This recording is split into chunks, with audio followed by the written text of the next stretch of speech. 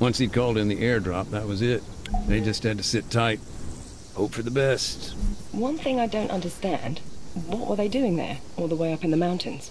The town, Oreo Castro, this place has historic ties with the guerrillas. For years, people here would provide them with food, water.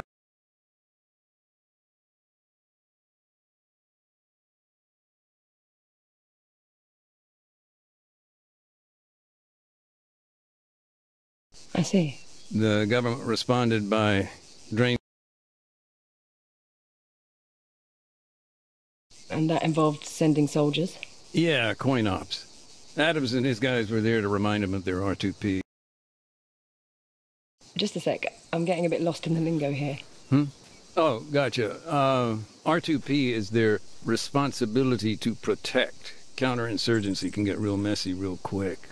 He was in charge of training, laws of armed conflict, that kind of thing.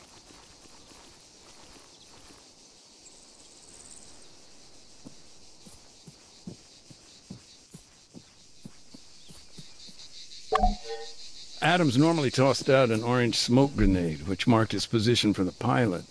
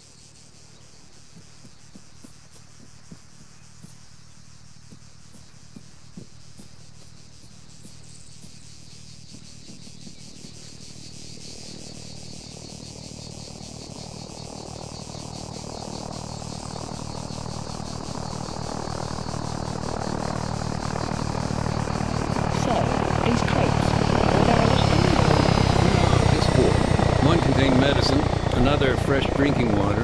The rest were packed with rice or grain. Adams had to inspect each one individually. Later, we'd arrange collection.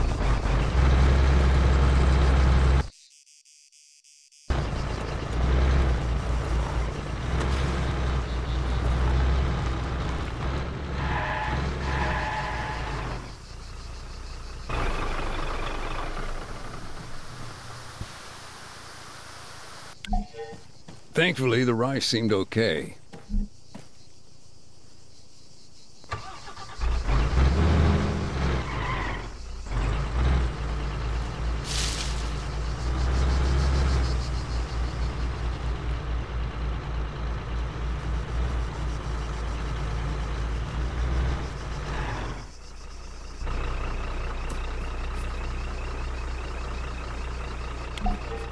It wasn't uncommon for the sacks of grain to split on impact, but that time, we got lucky. He didn't lose a single one.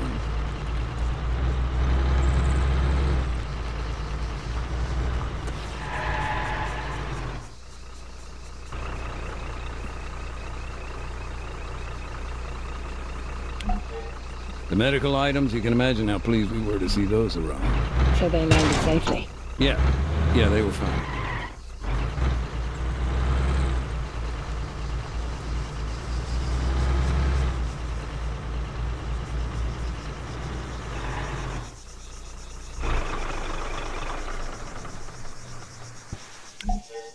As I recall, the bottles of purified water were fine. We'd been waiting on those for weeks.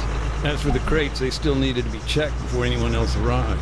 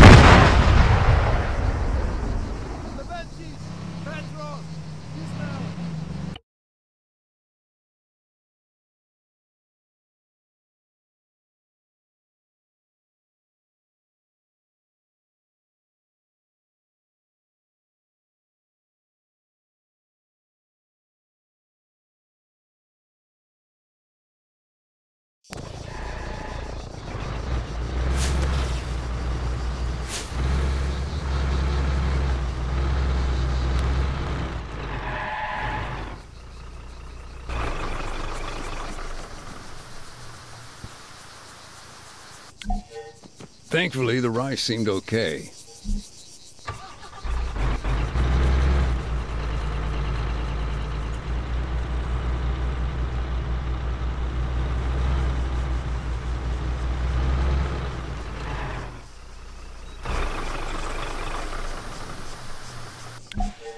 It wasn't uncommon for the sacks of grain to split on impact, but that time, we got lucky.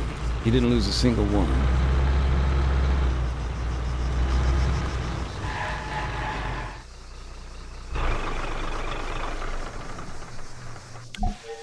The medical items, you can imagine how pleased we were to see those around. So they landed safely?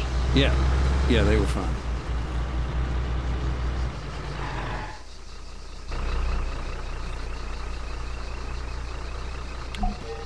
As I recall, the bottles of purified water were fine. We've been waiting on those for weeks. As for the crates, they still needed to be checked before anyone else arrived.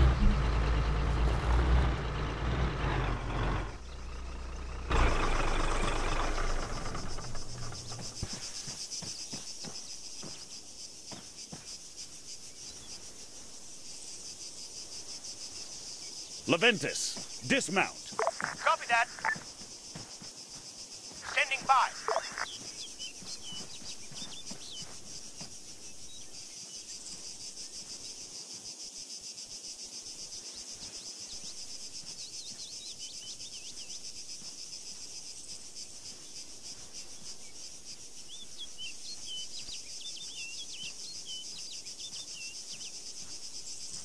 Petros, disembark. Wilco. Waiting. Gekas, dismount. Wilco. Standing by. Leventis, Petros, move up. Ready.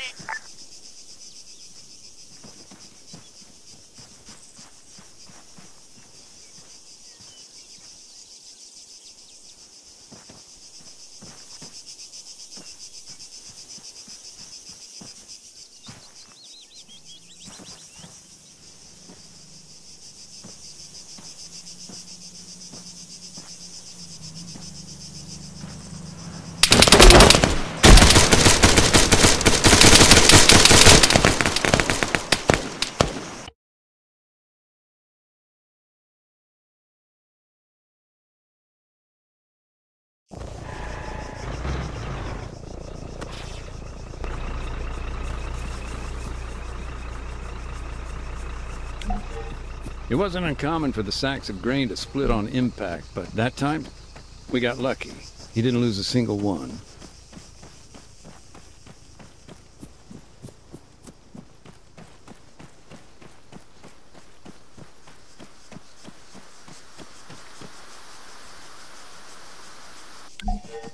Thankfully, the rice seemed okay.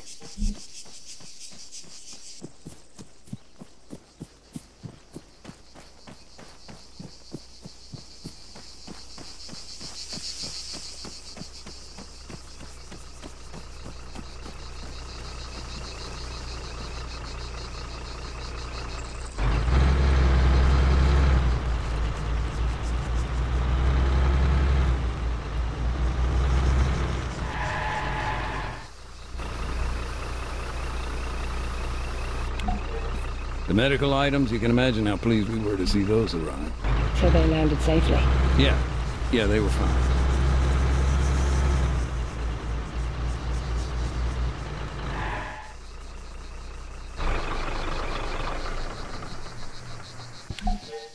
As I recall, the bottles of purified water were fine. We've been waiting on those for weeks. As for the crates, they still needed to be checked before anyone else arrived.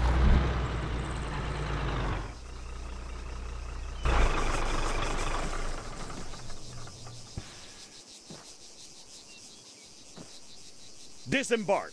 Copy. Get in that vehicle. Understood. No, sir. Move up. Standing by. Understood.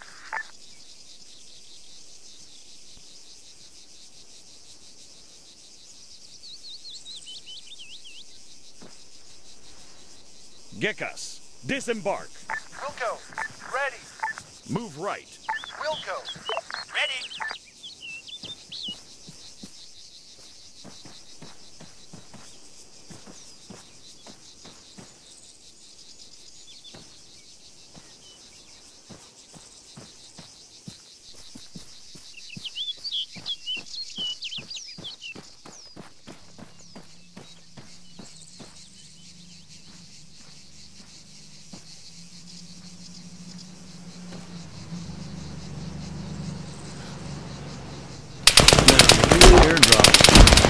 exactly subtle. Smoke, noise of the plane, those bright green parachutes, they're gonna get you noticed. And when you're in the middle of bandit country, that's a problem.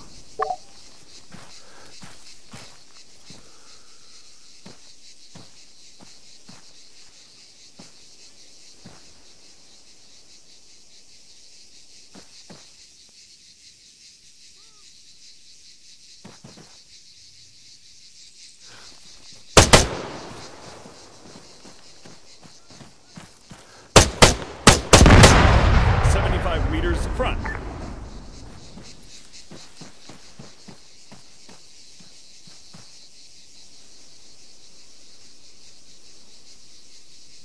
Move up. On the way.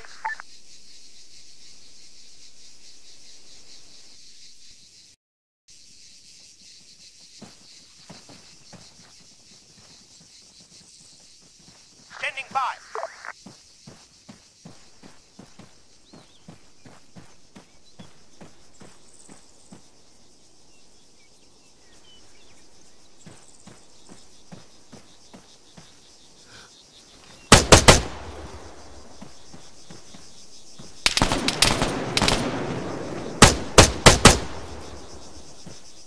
The guerrillas attacked. Yeah, from what I heard, it was pretty intense.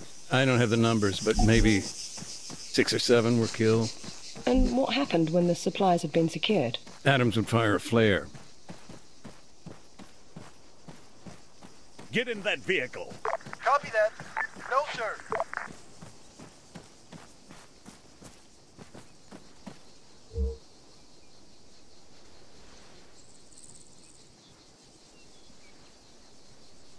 Waiting.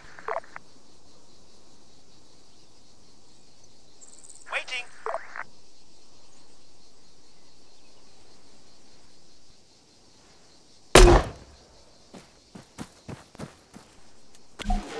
We'd spot it from the town and dispatch a truck.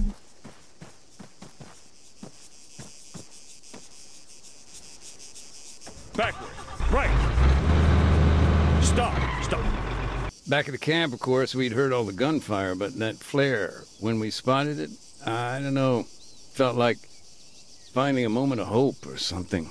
Sure. I can only imagine. And thanks for sharing. It puts a human perspective on my work. Speaking of which, your friend, do you think he'd be willing to contribute further? Even, off the record. What with the topic of my article, having an expert, an instructor on the laws of war. Look, I'm sorry. I know he'd help out however he could, but listen, he died on Stratus. Year and a bit later. Landmine.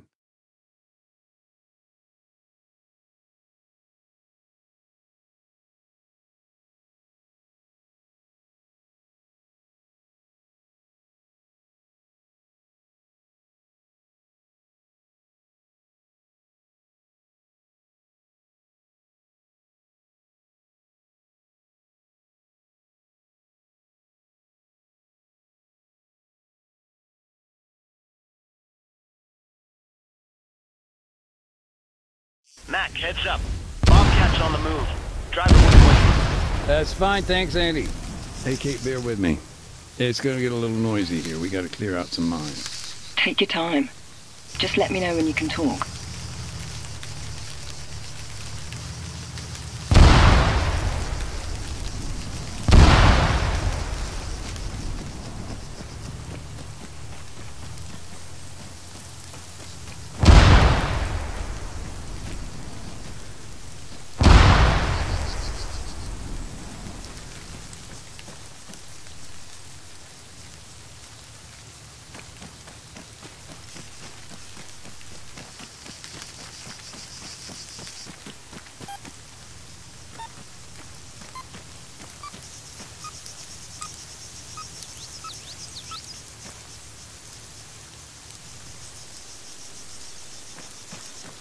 Okay, road's safe now. Bring the van on up.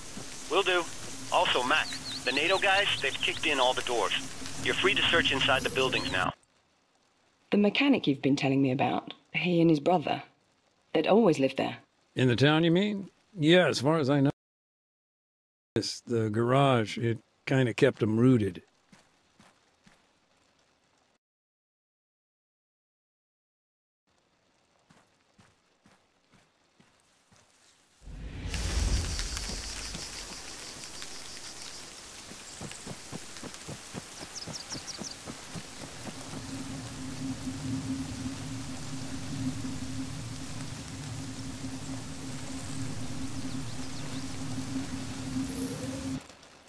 The church, where the mines are, it's sealed off now. By IDAP? No, NATO. They lost some guys there in the firefight. One of their EODs is helping clear the place. But, he's not exactly moving quickly.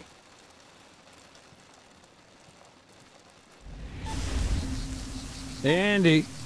Yep. What's up? What's the deal with the church? Can we get in or what? Sorry, Mac. No dice. NATO's got first dibs. They're bringing their boys home. Bag and tag. Best leave them to it. I'll come back later. Hey, fuckhead! You wanna watch where you're walking?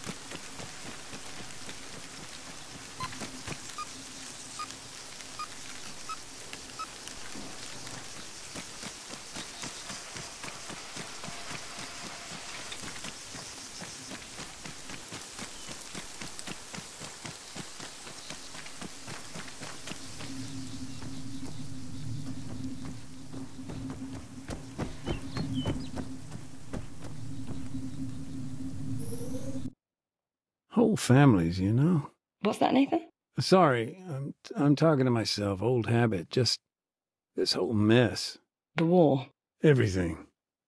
I focus on my work, get the job done, but now and again, it's hard not to think.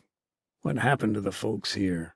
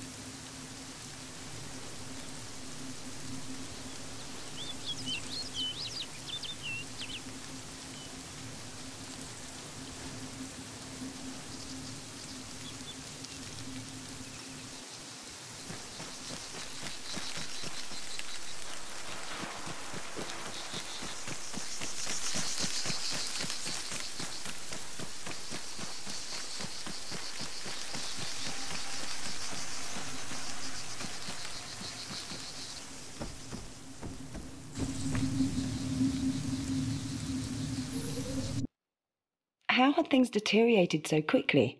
I mean, Altis is not exactly third world, yet food became scarce. It's the little things. A local delivery stops, trawler is damaged, farmland gets mined. It's an almost imperceptible but fragile network. So when war comes, things just fall apart.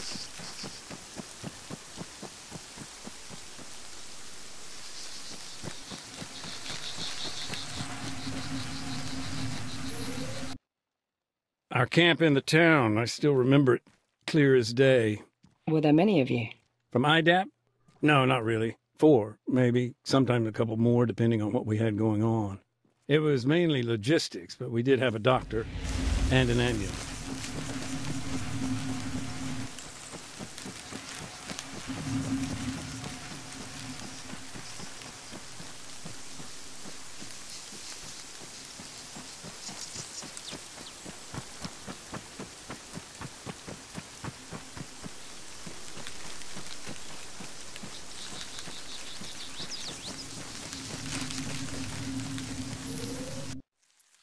So, Nathan, may I ask, when you first came to Oreo Castro, what were you doing there? IDAP asked me to give some talks on landmines. Talks? Who with? Anyone who'd listen, really. It was all about raising awareness.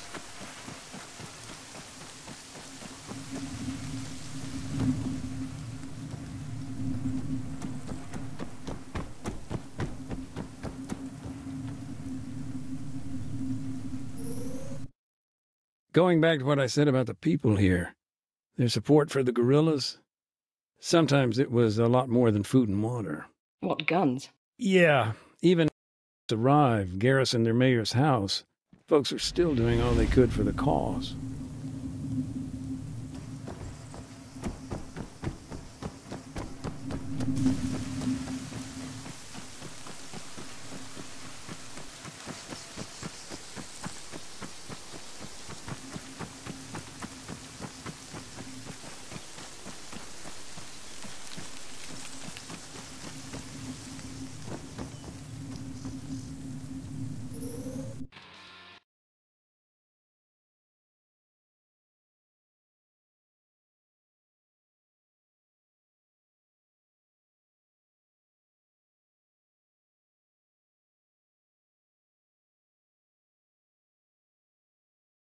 My understanding of NATO's actions, it's patchy. Maybe you could help fill the gaps? Sure.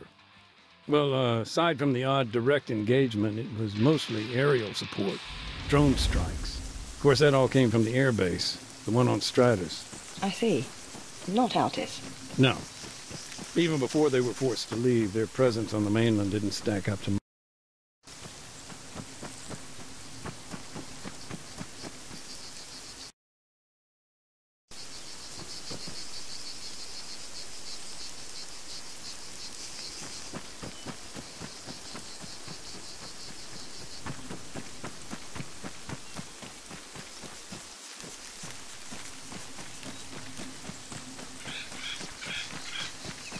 Morning. You been in? You kidding me? I ain't going in there, man. That shit's all yours. Where are you now? Who, me? I'm exploring. I got a leaflet here. The Army must have scattered thousands of these. Propaganda. Something like that. This one says, there's still time to surrender. Maybe a bad choice of words, considering.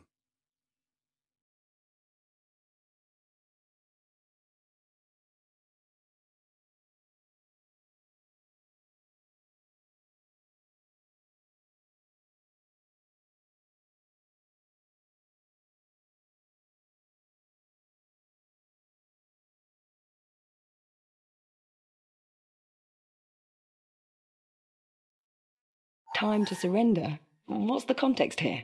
This was last year, September. These leaflets, they were dropped maybe a day before the fighting began. You see, the guerrillas there, they'd found themselves a new leader. Charismatic, ex-military. For him, this was no time to surrender. Far from it. In fact, he used that time to rally his people. Resist, build defenses. Meanwhile, the Army was setting up for a major offensive. The attack on Oreo Castro, it was no secret. Of course, after the leaflet drop, IDAP started to pull out of the town. So the little I do know, well, that brings us back to the brother. The one who disappeared.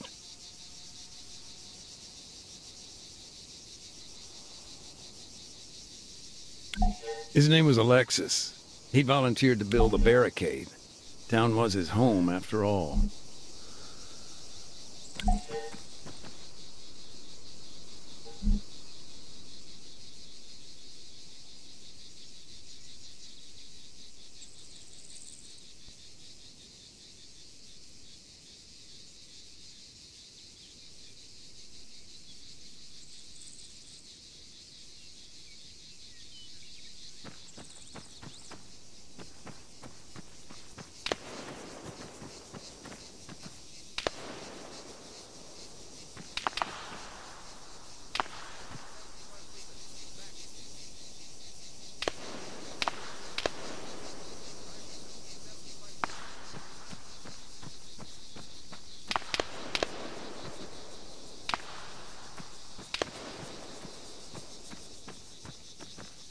if I understand it, you know about what happened through the brother. Alexis, was it? Did you meet him? Not directly, but, it's a small town, right? People knew Alexis. After what happened here, I talked to the locals. Found out what I could. The rest of what I know is pieced together from the commission report itself. Actually, that incident report, the evidence you submitted, that's partly why I asked for the interview. I want to gain a human perspective. Well, that's understandable. I mean, for a humanitarian commission, those reports tend to be, A little detached, yes.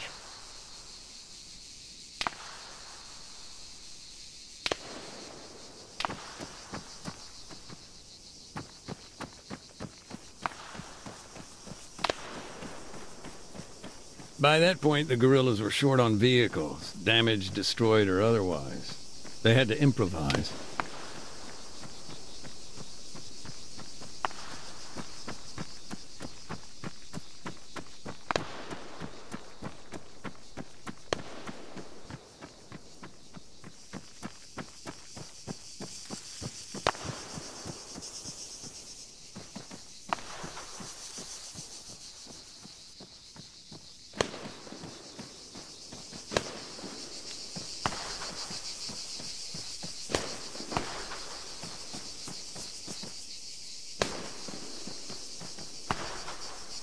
Do you think Alexis, I don't know, thought twice about taking these vehicles? Look, sure, these were his neighbors, but this was their home, and it was under attack. What would you do?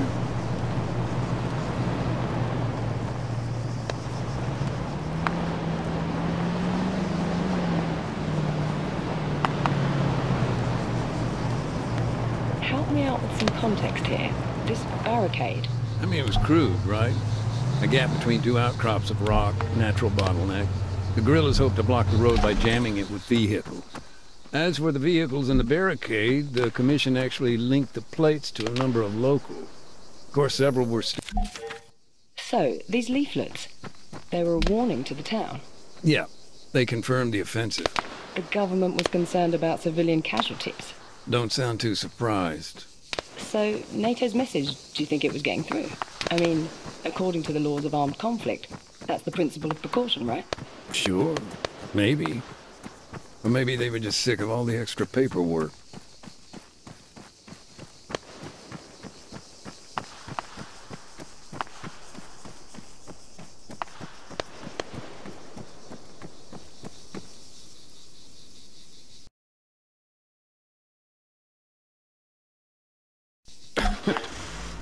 Sorry, I shouldn't laugh. I was thinking, he even took a local priest's car. I remember I was talking to Father Georgiopoulos, and he was actually very good about the whole thing. How so? Something about rich men and camels.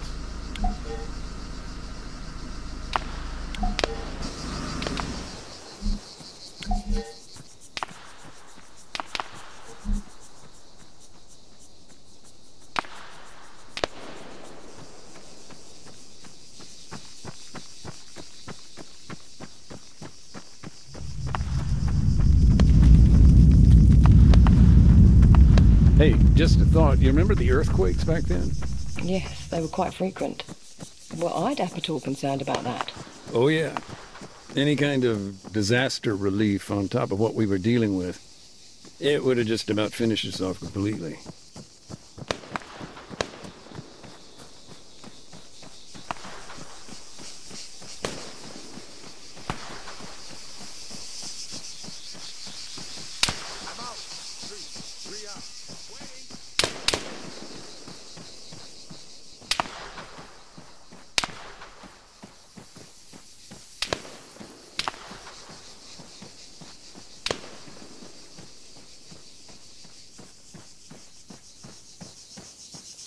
At what point did things become unsafe in the center of town? Well, I'm not sure it was ever. Even before we were concerned about being accidentally targeted.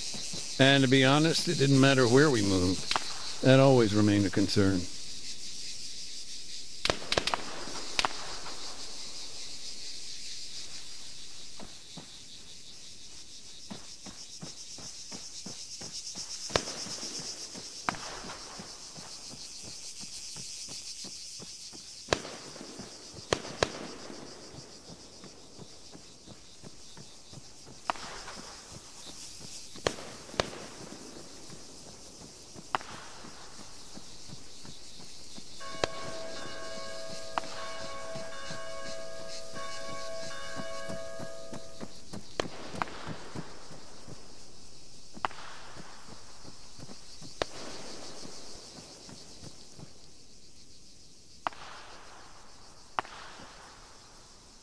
IDAP's neutrality was one thing, but the situation they faced was quite another.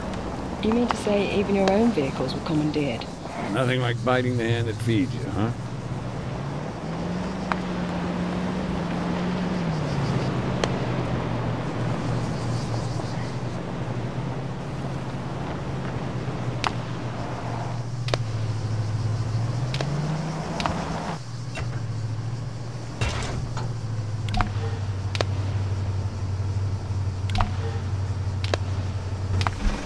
After Alexis built the barricade, what then? Did he stay inside the town? No, that's where the story gets more complicated. The barricade itself was later chained up and set on fire by someone else. I don't know quite who. Alexis, he headed west to lay mines.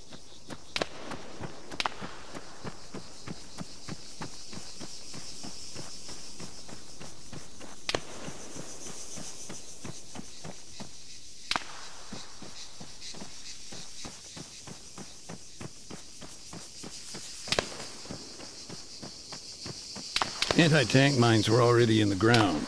If there's no pull fuse, and so long as they've not been stacked, they aren't too hard to remove. But Alexis, although he didn't use anti-handling devices, he did create a hybrid minefield. AT mines. Mixed with APs? That's it, yeah. He put anti-personnel mines around the anti-tank ones, made clearance all that much harder.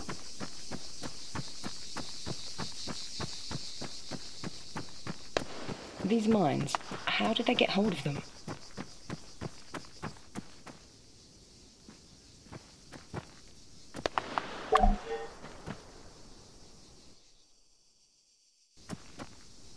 They got them when the government's outposts fell into guerrilla hands. Bounding mines. The type that leaps up a meter into the air before exploding. Nasty stuff.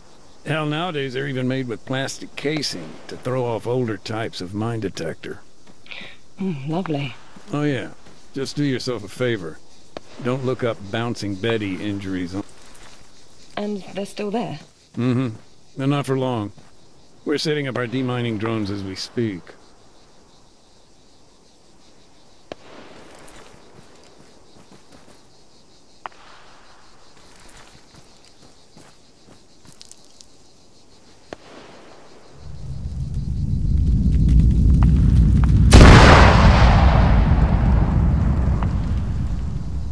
You know, thinking about it, even if we had a record of where Alexis's mines were, it may not do much good.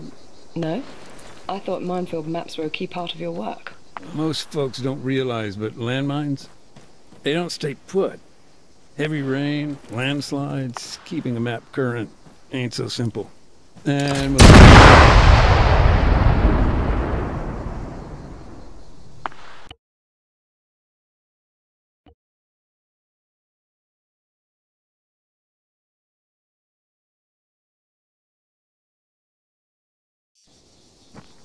they got them when the government's outposts fell into guerrilla hands.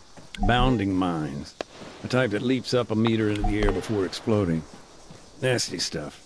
Hell, nowadays they're even made with plastic casing to throw off older types of mine detector. Lovely. Oh yeah, just do yourself a favor. Don't look up Bouncing Betty injuries online.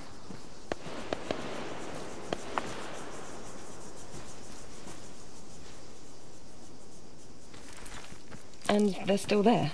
Mm-hmm. They're not for long. We're setting up our demining drones as we speak.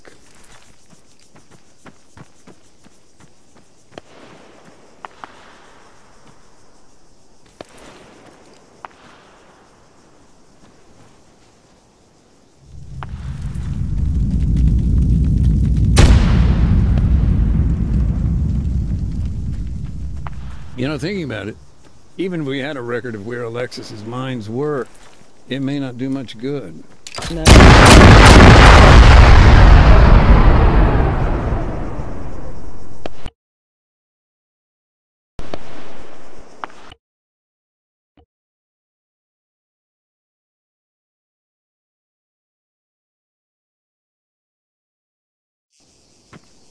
They got them when the government's outposts fell into guerrilla hands. Bounding mines. The type that leaps up a meter into the air before exploding. Nasty stuff. Hell, nowadays they're even made with plastic casing to throw off older types of mine detector. Lovely. Oh yeah, just do yourself a favor. Don't look up Bouncing Betty injury. And they're still there? Mm-hmm. But not for long. We're setting up our demining drones as we speak.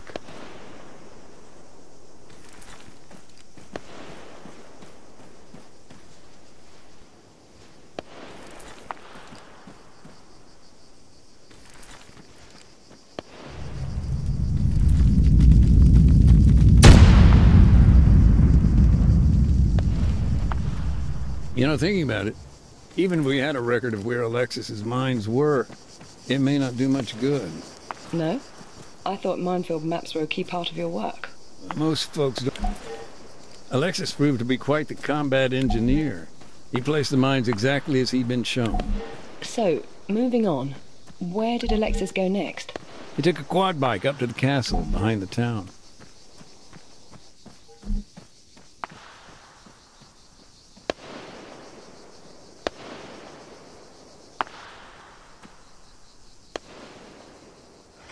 The castle? Why? He was needed at the guerrillas' base camp. Okay. His group of running things from up at the castle. Mm-hmm. And I see what you're getting at. Yeah, Geneva Convention's cultural objects, I think.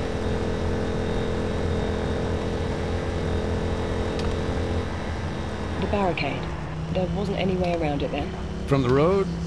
No, well, not unless you cut through the compound.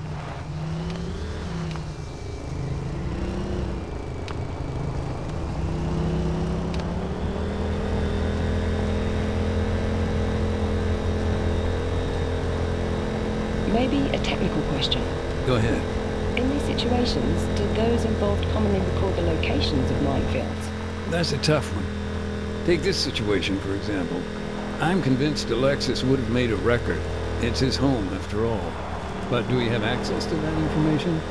No. And that's the problem.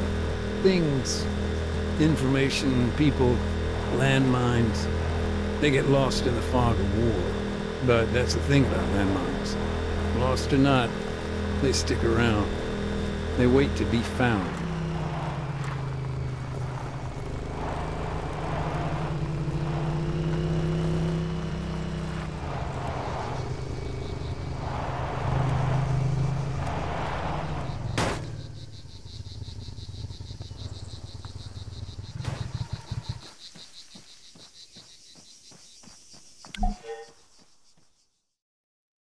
Do you feel these preparations made a difference?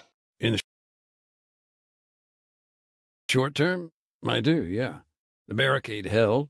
The government's tanks were knocked out on the road. And in the long term? I'd go on, but as you may have heard, it's getting kind of loud here. By the sounds of it, you've got your hands full. This will only take a minute. Be right back.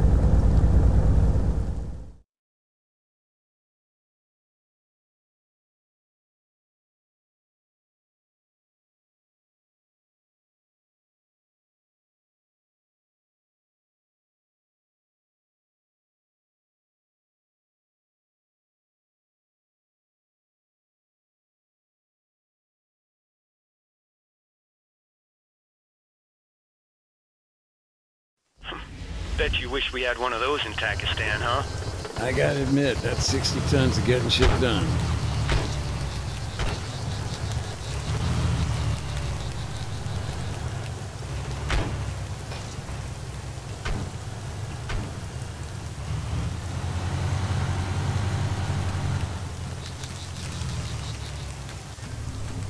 Oh, by the way, while you were busy chatting to, well, whoever that is that isn't your wife... I told you, Andy, she's a journalist. Get to the point. Yeah. Well, anyway, I assembled the demining drones. Both of them? Well, yeah. They're by the van.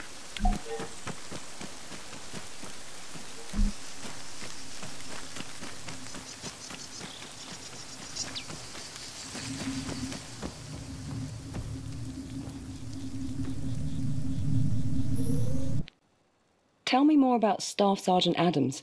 You met him on a previous deployment. That must have been in Generous, right? No, actually, this was after I'd left the military. Previous deployment with IDAP. Pakistan. It must have been, God, 15 years ago? I think. Feels like another lifetime.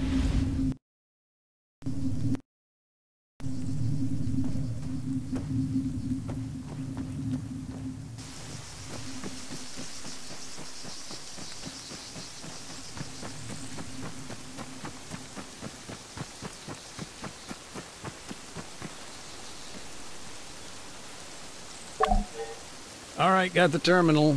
Cool. So just connect it to a drone and, yeah, take control.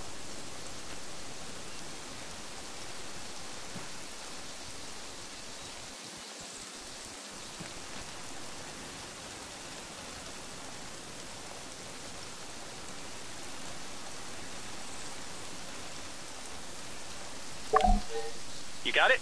Looking good. So, you're gonna want to use the auto hover mode. Switch it on whenever you need to stay in one place. Auto hover, right. I'll arm the explosives once you've reached the minefield.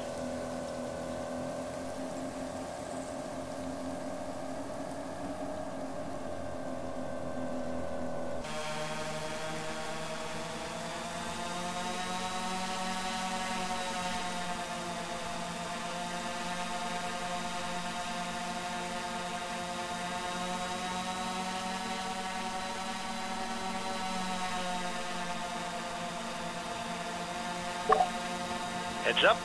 Enabling charges. Okay, now, the bombs. You only got 4. Release one and it'll drop straight down. Simple physics. If you run out, fly over to the van. There's plenty spare. Thanks.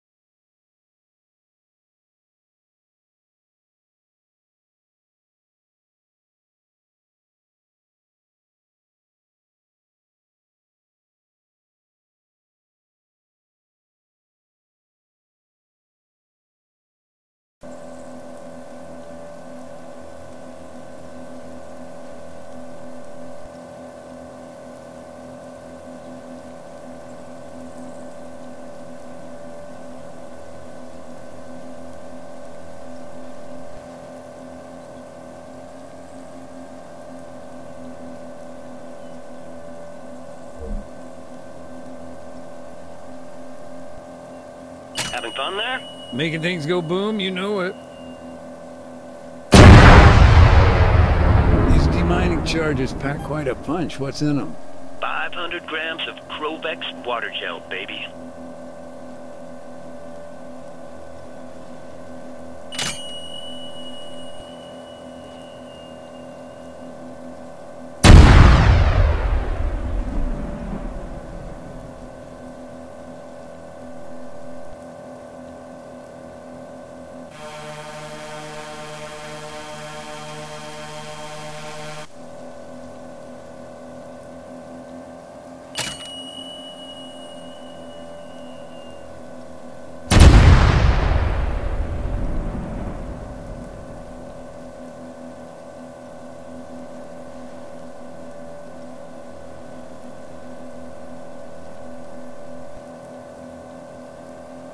out. Don't sweat it. Steer back on over to the van. I'll rearm you.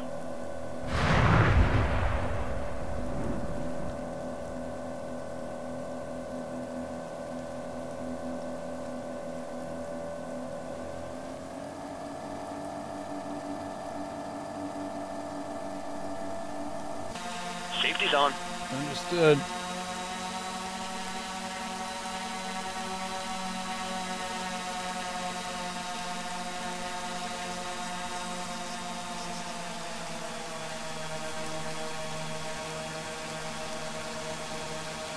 There you are. Set it down where you started, over by those white containers.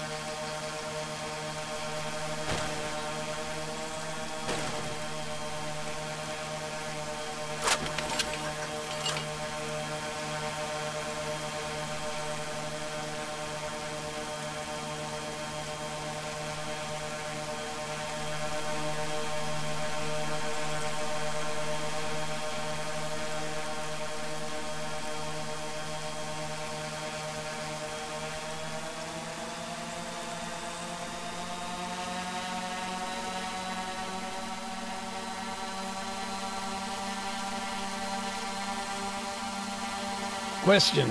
How can I see if I've gotten all the mines? Your drone's got a dedicated sensor. Get close enough, and it'll detect any nearby explosives.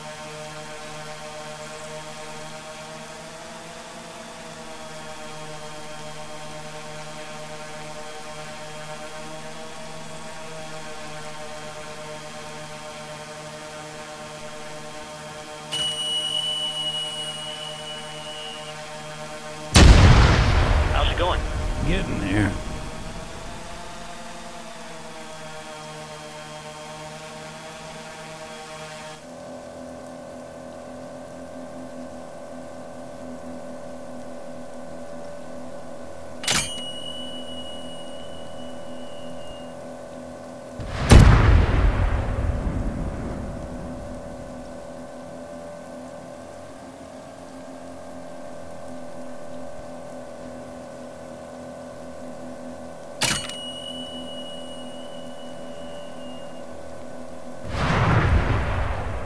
Gonna need another resupply. No problem, Max. Same deal.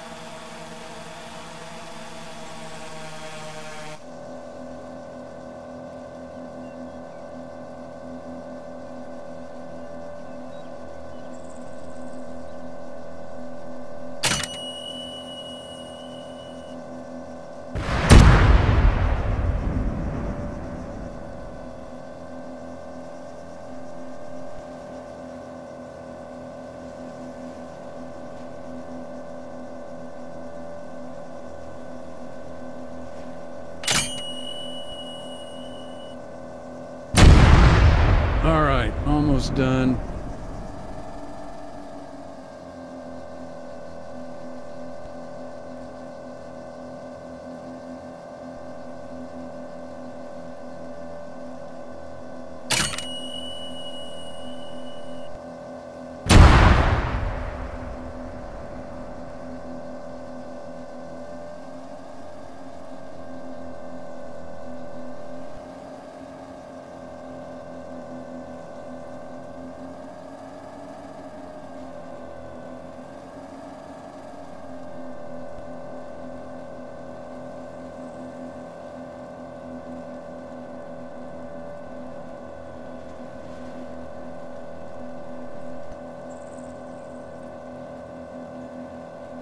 Seriously?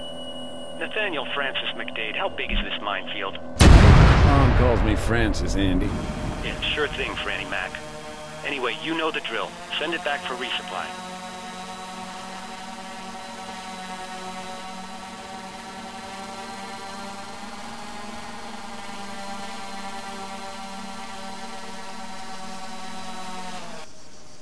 Shit. Yeah, I think I just totaled our drone. Sweet Lord, give me patience. All right, let's use the other one. Maybe we can say it malfunctioned.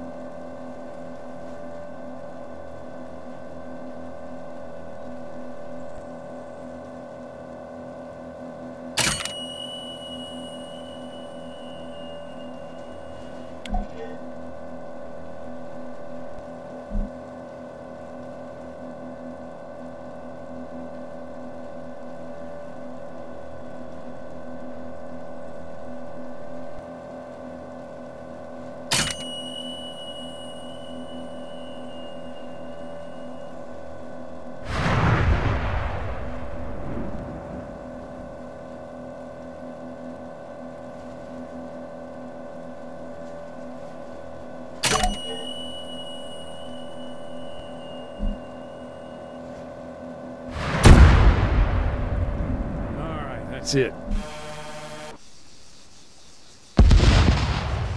What the fuck was that? Relax, relax. It sounds like it came from the other side of town. You want me to take a look? No, stay put. I'll go.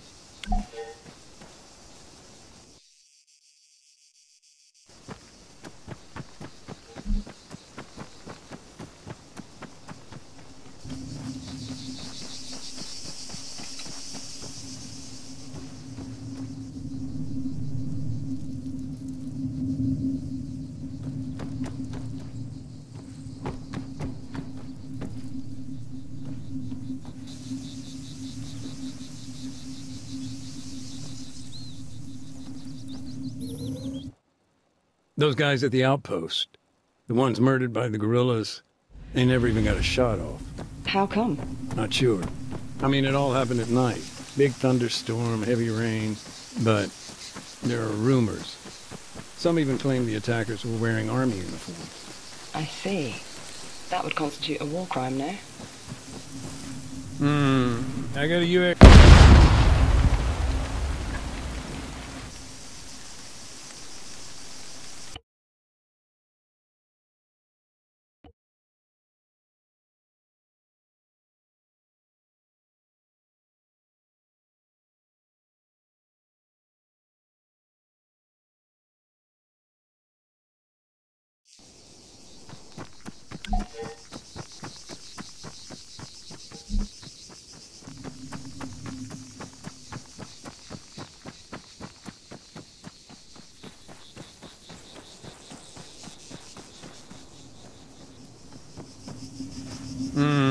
I got a UXO here dug right into the wall.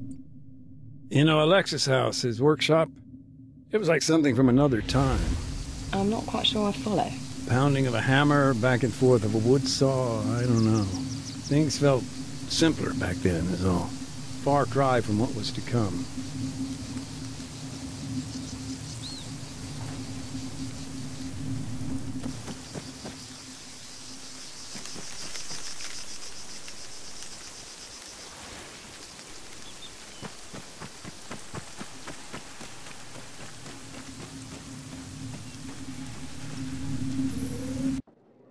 I remember there used to be a cafe here once. Local place. Actually, that's an understatement. I must have picked up more local curse words there than the entire rest of my time out here put together. It sounds like quite an institution. Did it shut down when the fighting started? Eventually. The guy who ran it, he didn't have much love for the government. I remember he used to charge the local soldiers double, called it a tourist tax. And one night he was bundled off in the back of a truck. Never saw that guy again.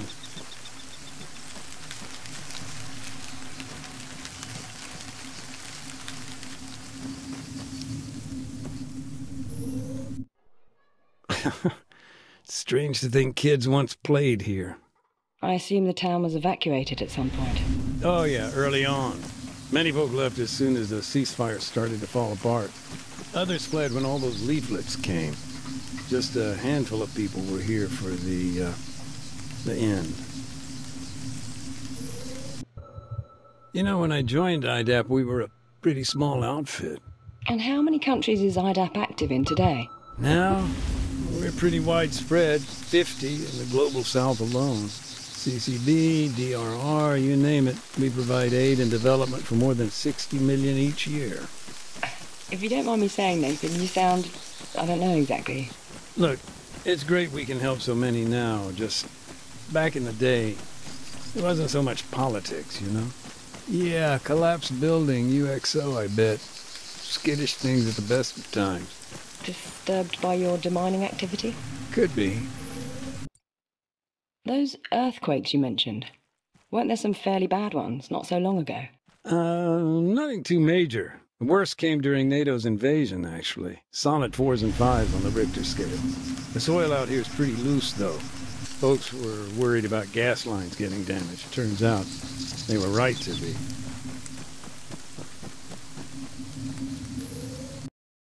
The Army's offensive against the town, it seems like, well, a disaster, to be honest. Yeah, they never imagined the guerrillas would put up a fight, that's for sure. The mines on the road caught them off guard, immobilized their armor. They took heavy casualties from mortar and MG emplacements, too. Some even blamed the Army command. Said they gifted the enemy time to organize. The leaflets. Hello. How'd you get here? Another find. Mm-hmm. Laser designator. Kind of thing special forces would use to call in an airstrike. Oh, interesting. Actually, the details of that are fuzzy.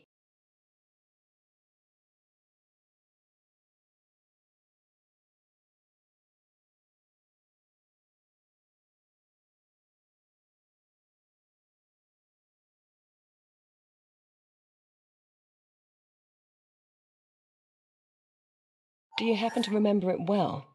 The airstrike, I mean. Yeah. October 13th. Cluster bomb. Town was shook up pretty bad.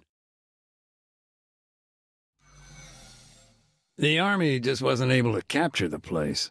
And Colonel Arcanteros, he did not tolerate failure. So he asked foreign powers to intervene. Come in, break the guerrillas' resolve. Right.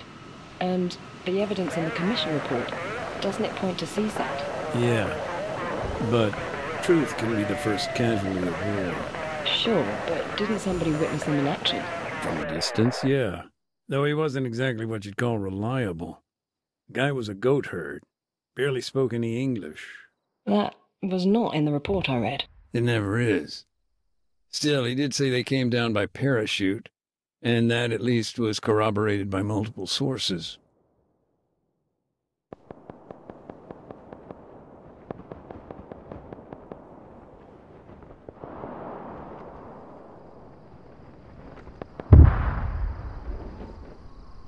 These operatives, then? They moved in on the castle? Yep. Must have been a fire team at least.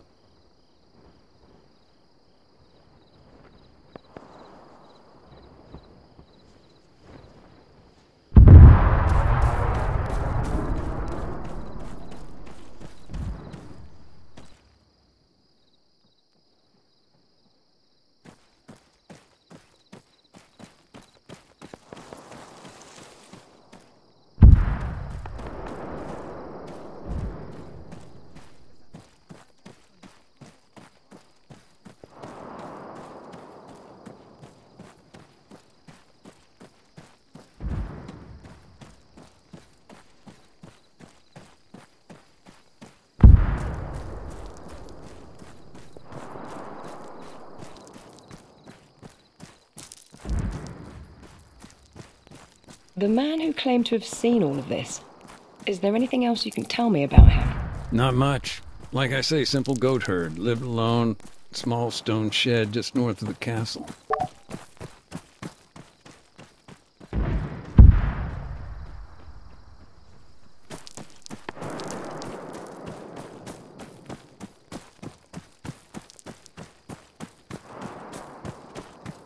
Okay, let's get back to CSAT. What were they doing there, on Altis, at this time? They were an embedded training team, ETT. Officially, they were just there to oversee counterinsurgency operations. And unofficially? Anyone's guess. A lot of different rumors. Black sites, car bombs, false flags. 750 متر حرکت کن جلو شنیدم.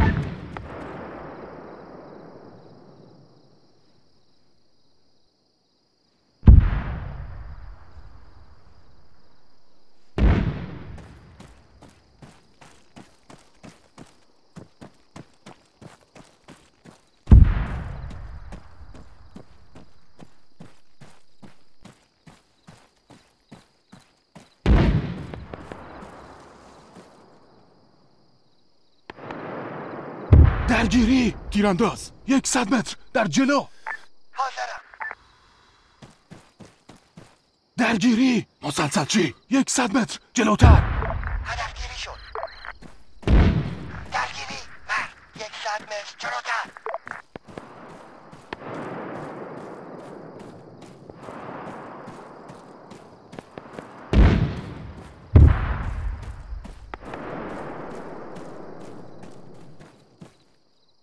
هفتصد و 750 متر حرکت کن جلو دریافت شد.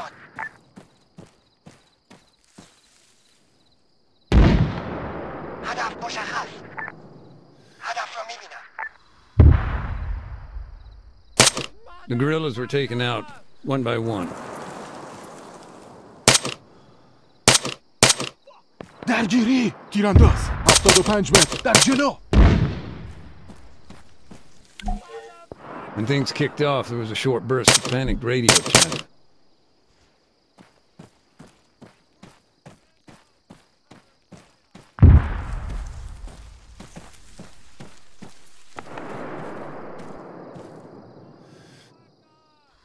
درگیری مسلسلچی 100 متر جلوتر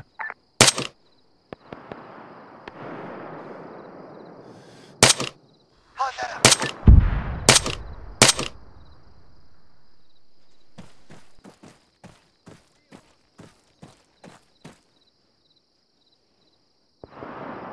750 متر حرکت کن. جلو. سربازها به میل خودتون شلیک کنین. دارم میام.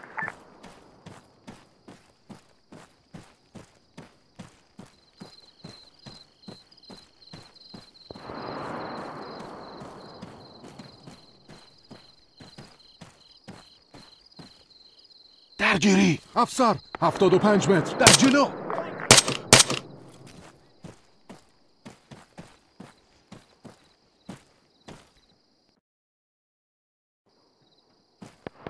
منتظرم.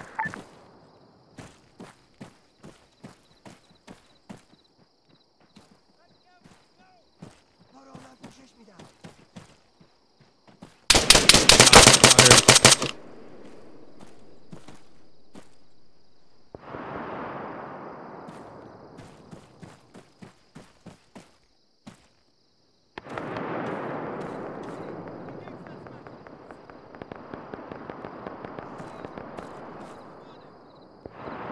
برو بالا. شنیدم.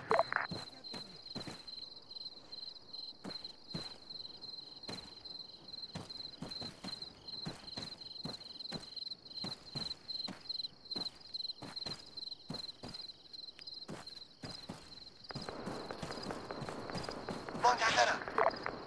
درگیری. تیرانداز.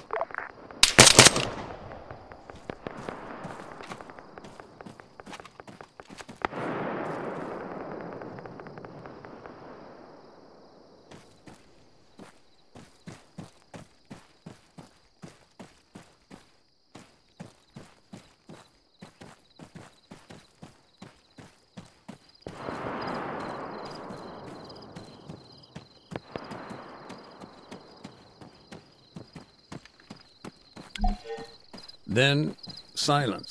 If we're to believe the goat herd, they then set up a position on the battlements, moved to a vantage point on the castle's outer wall.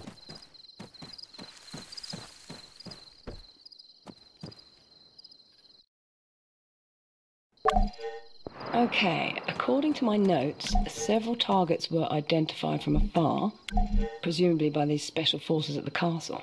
Once they had a handle on what was what, they called it in. A jet approached from the east and dropped a single bomb. The positions in the town were then destroyed, but the church and IDAP's camps were left untouched. Does that match up with events as they were given to you? Yeah, though to manage a guided strike like that, they must have had thermal imaging.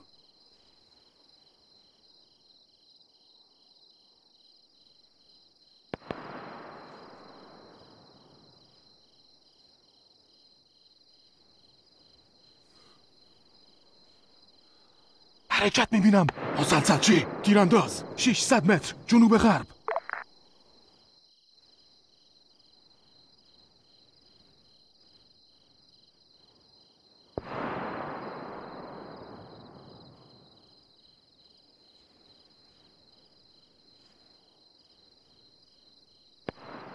درخواست حمله هوایی به موقعیت فرستاده شد. تمام. Copy that. Strike aircraft on the way. Out. Do you know why the government signed off on such a heavy-handed response? A cluster bomb? That's rather indiscriminate. Even if it was laser-guided. Sure, I mean, with a designator, you just switch it on, aim it at, well, whatever. The idea is that you remain in place, keep the laser on target. But even if it's done perfectly, a lot of uncontrolled variables. One of our doctors was out on the front line with medical supplies. Wait, he wasn't at the church? No, he was out in the open.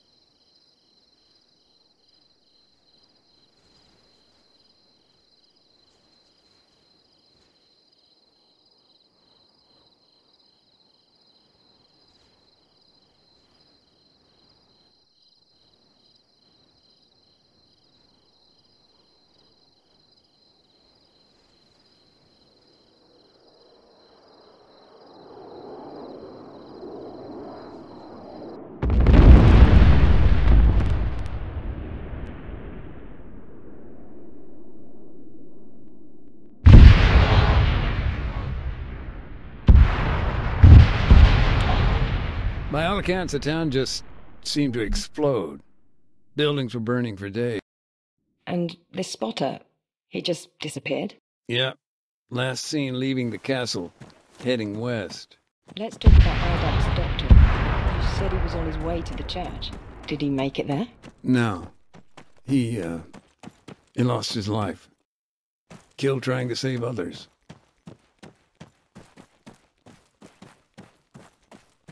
شلیک نکنید.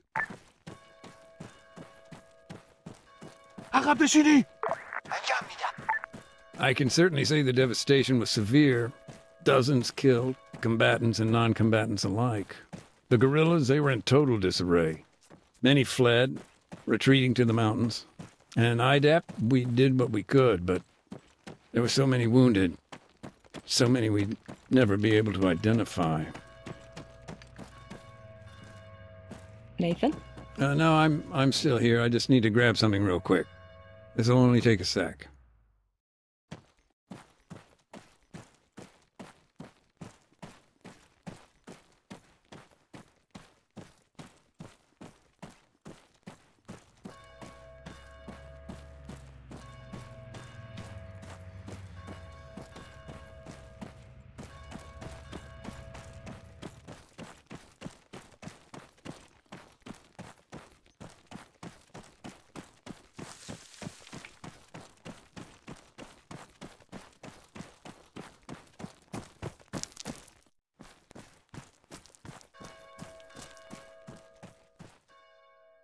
سوار شو.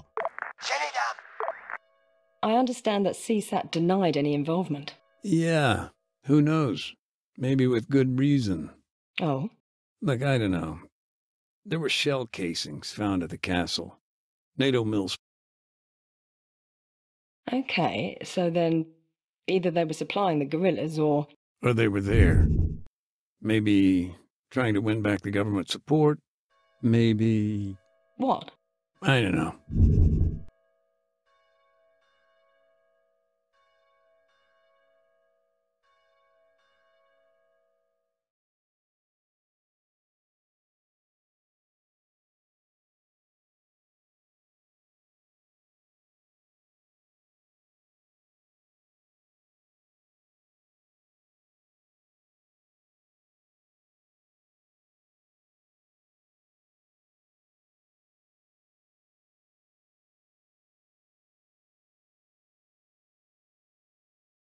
Hear that? Sounds like our delivery drone. I'm on it. Just, check the box underneath for the toolkit. I swear to God, Andy, if it's empty again... That was one time. Trust me, you'll be dicking around with landmines soon enough, Mac.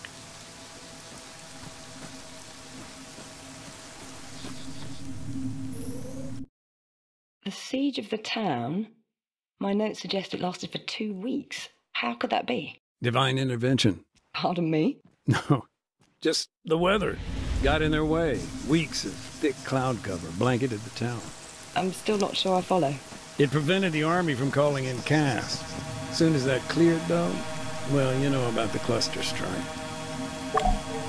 Good, toolkit's here. See you later, little buddy. What's that? Nothing, just, talking to myself. Okay, little buddy. Sure thing. Hey, how are you getting on? Not bad, not bad. Our gear's finally arrived from dispatch.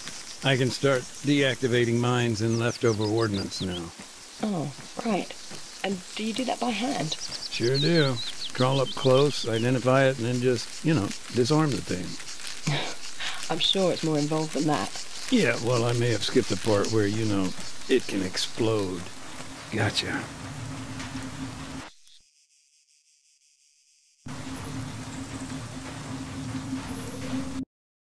I've been meaning to ask, after NATO pulled out, when CSAT stepped in, how did that affect your work? Day to day? I mean, CoinOps stepped up, but honestly, things are already sliding that way, even with NATO at the helm. For the most part, CSAT were mindful of our activities. Brutal, no doubt, but at least clinical. Whole thing felt like one big PR exercise for them.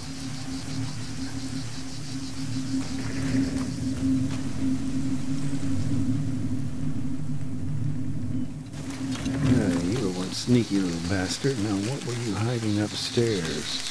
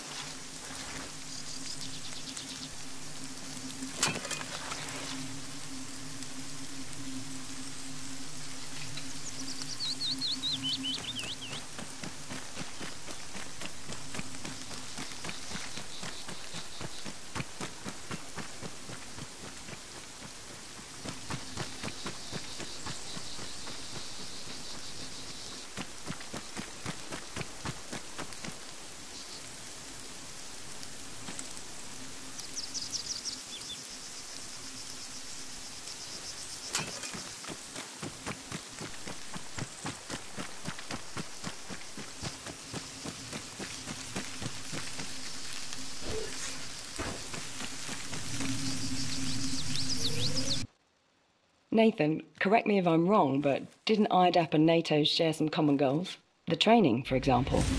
The laws of armed conflict? Sort of. It's a tough one, actually.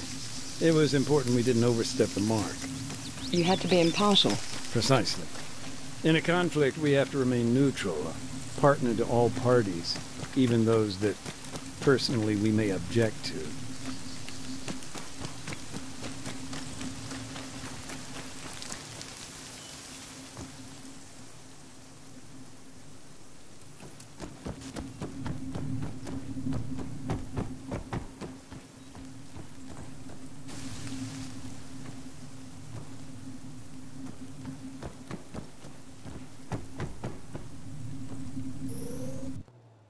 You mentioned that IDAP worked with a local mechanic. How did that come about? Hollywood might call it serendipity, but I don't know. He just saved our ass one time, and then another, and so the story goes. There wasn't much special about his setup, but guy knew the difference between a crankshaft and a tire iron. He was good at what he did then? There wasn't much he couldn't fix. Never asked for a receipt, though, if you know what I mean.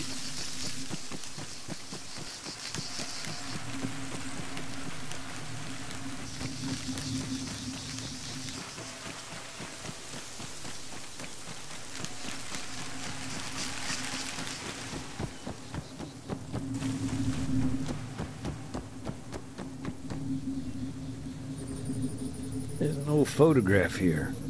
Picture of Alexis and his brother Marcos. The civilian killed at the church? The landmine, right? Yeah. Although honestly, it was a small miracle he'd made it that far.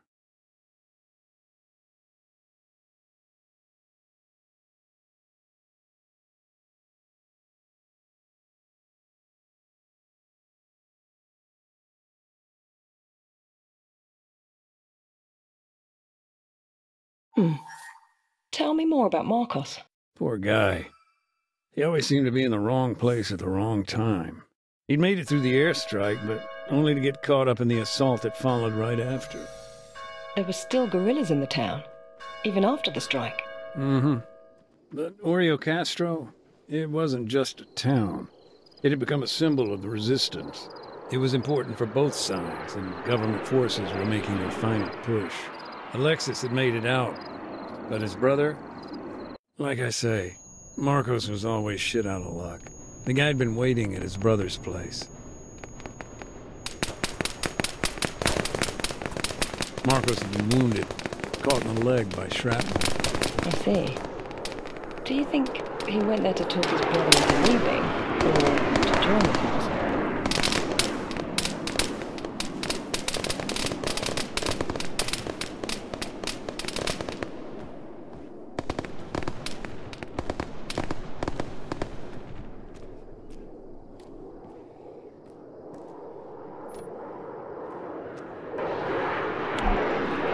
Marcus was there to talk his brother down, I think. He was only interested in survival, and that meant getting IDAP at the church. He remained a non-combatant then? Protected by the Geneva Convention, Article 51. But you gotta remember, right after the strike, full occasion.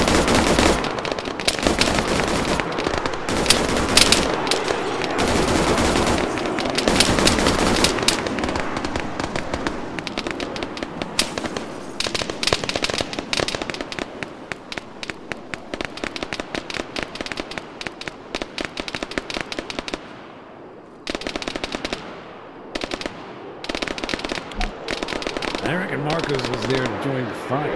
He wasted no time in grabbing the rifle, that's for sure.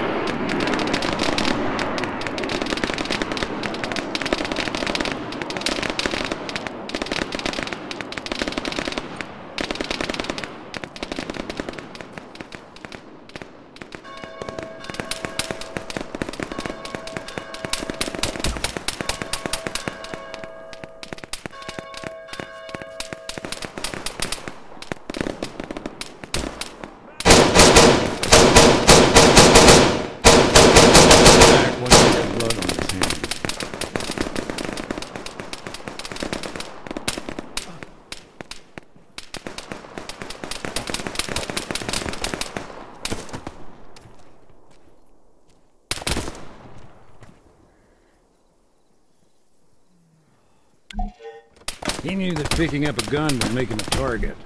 Marcos decided to throw down his weapon and move towards the church.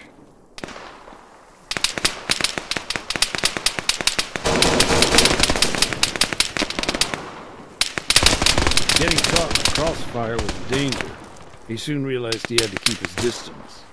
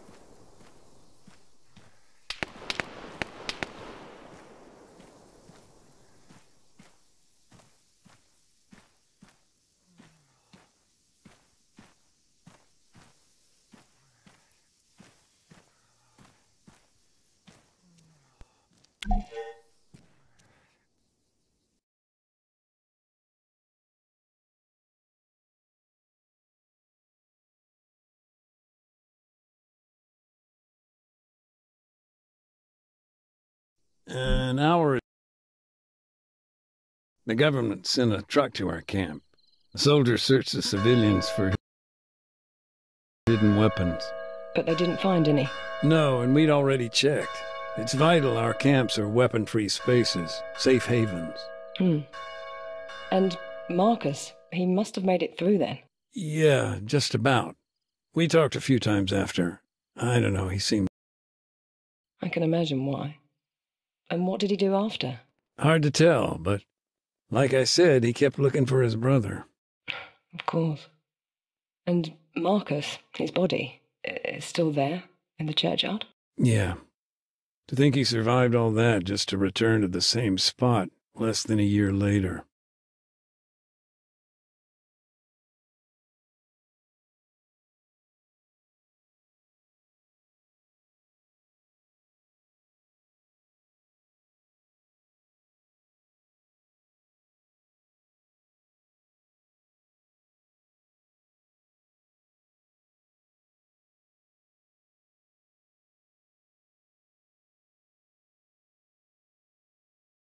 Nathan, you said that Alexis had been a recruit in the Altis Armed Forces.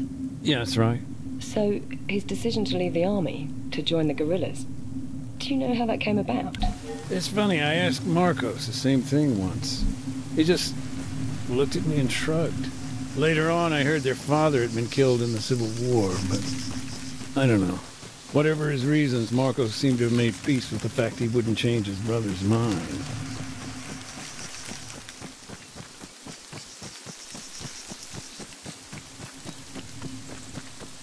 NATO's been busy. Even managed to clear out a few mines.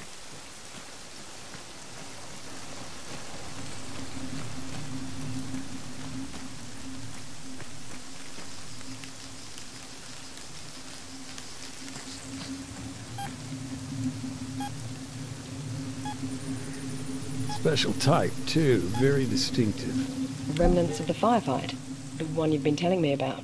That's right. And Alexis, he'd been there. Yeah. As a matter of fact, I just met a guy claiming to have known him.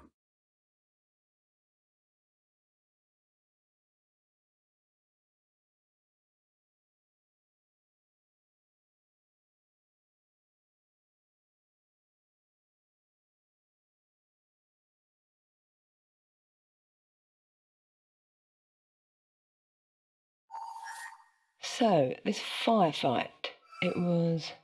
Just let me check the calendar. 8 days ago? Yeah. Day of the NATO invasion.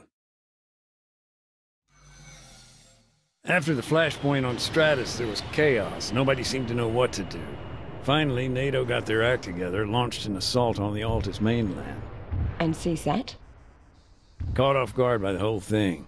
They were there to fight guerrillas, not start World War III. So when CSAT dropped their support, government forces panicked. They were on the back foot, needed to regroup. Major Gavras was put in charge, but it was a tall order. Gavras tried to fortify their position in the northwest, but it was a risk, and he ended up cut off. The guerrillas, they didn't hesitate, stormed its position, sent the survivors running.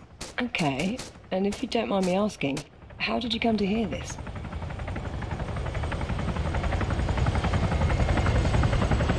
Costas Dimitri, a lieutenant, and the major's adjutant. Along with Gavras, the two of them were trying to make it to a helipad.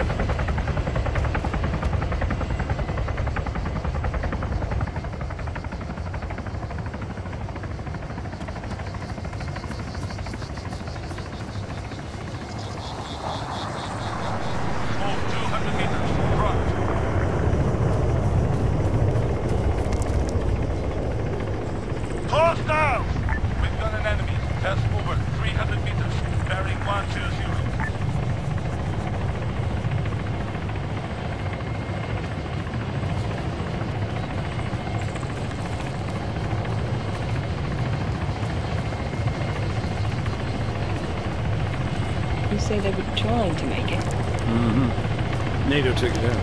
How?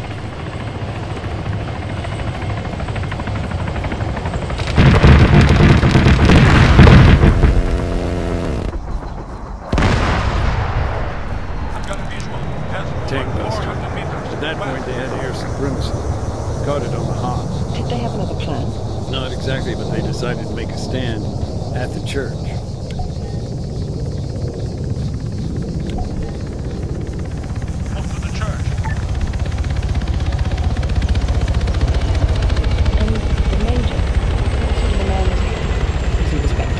Yeah, I mean, his reputation wasn't bloodied in the Civil War. Gavras was his own man, knew when to follow orders and when to adapt them. Not the type to violate LOAC, then? Well, that's a gray area.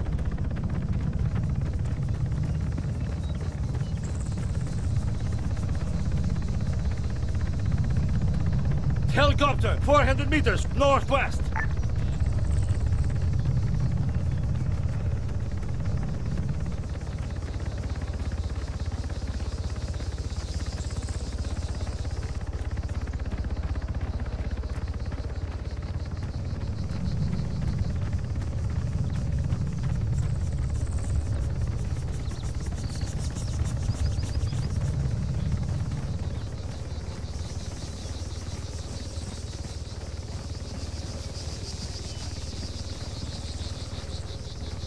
In the course of the firefight, the Major used a mine dispenser. You can think of it like a portable minefield. This thing throws 14 mines as much as 50 feet, spread out across a wide arc of fire in front of it. And they're designed to maim rather than kill. Yeah, but don't get me wrong. They can still be lethal. I see movement. Helicopter, 400 meters north.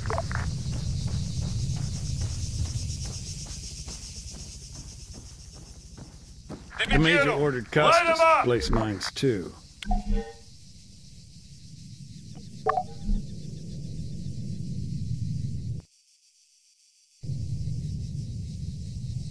Alexis, alongside a bunch of guerrillas, they were approaching from the north.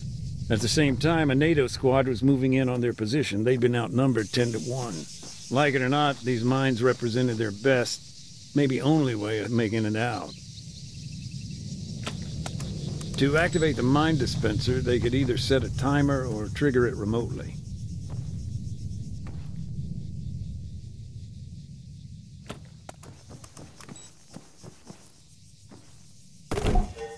They scattered the mines and sat tight, waiting for the enemy. Facing those kind of odds, it was the only thing they could do.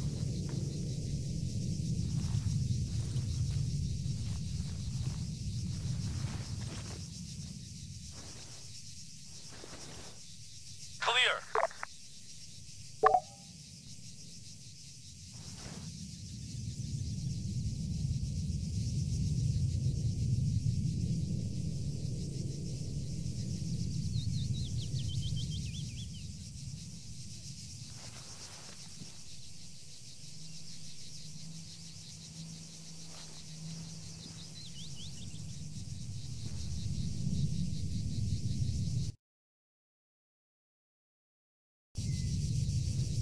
Hostiles!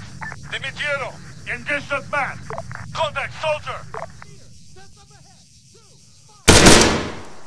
Contact soldier!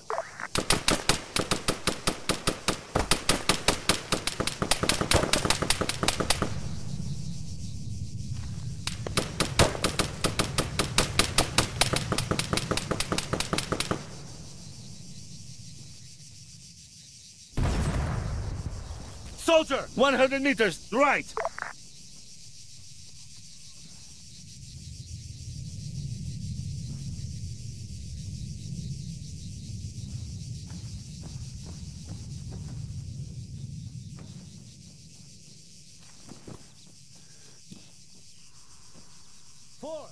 Contact rifleman! Left, officer, soldier, 75 meters, left. Contact man! Left!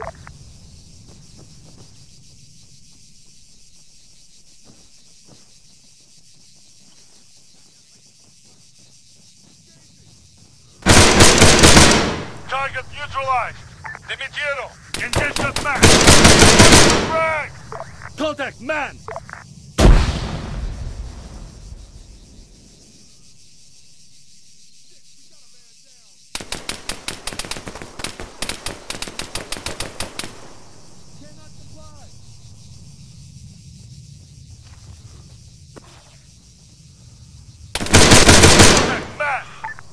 Changing man! Contact! Medic! Contact! Machine gunner!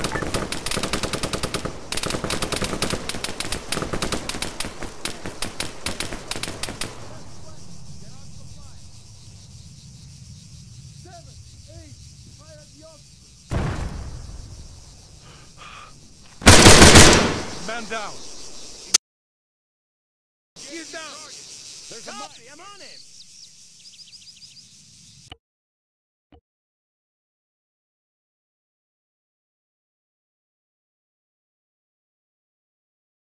The graveyard, it would have made for quite a kill zone.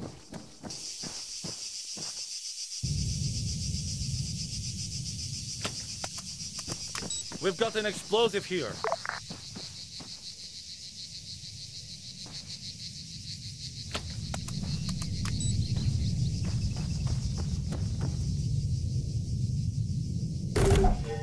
They scattered the mines and sat tight, waiting for the enemy. Facing those kind of odds, it was the only thing they could do.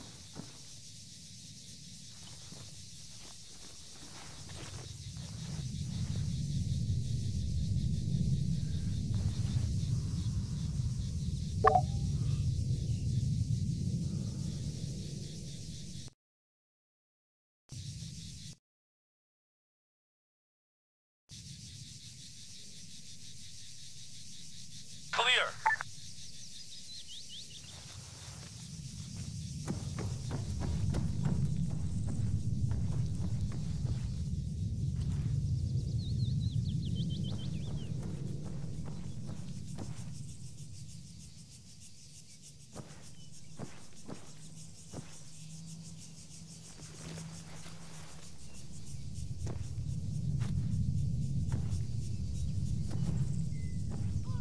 Enemy! Dimitiero! Fire at the soldier! Contact soldier!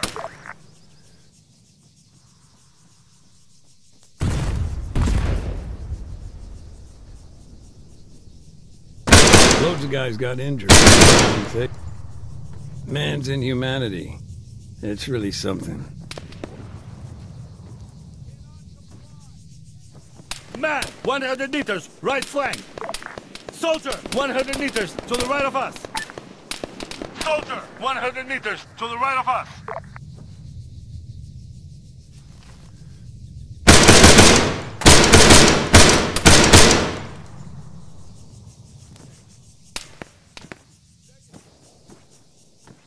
Rifleman, 100 meters to the right of us!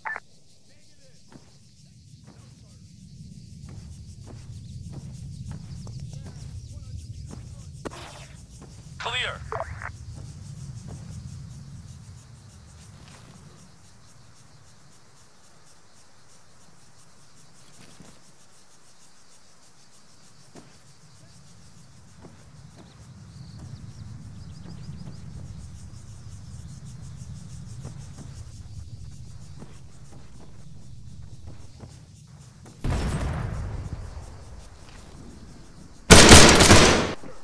Target's down! On the Lexus.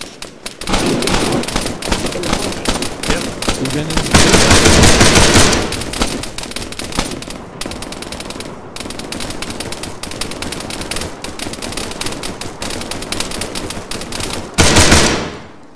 Reloading!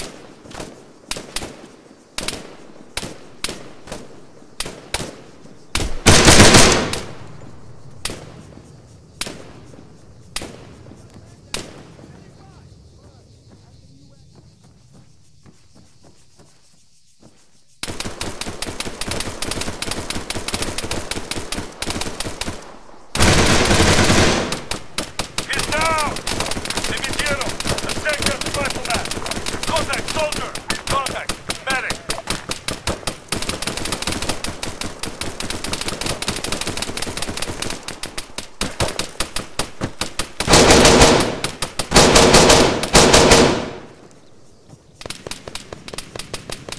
Contact! Medic!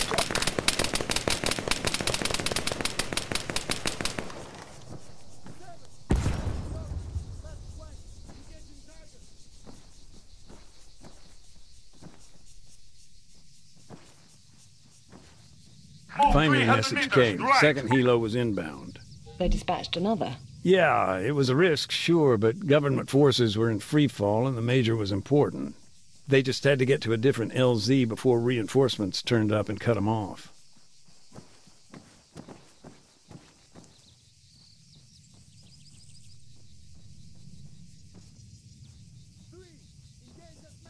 Contact! Medic! Engaging! We got a man down!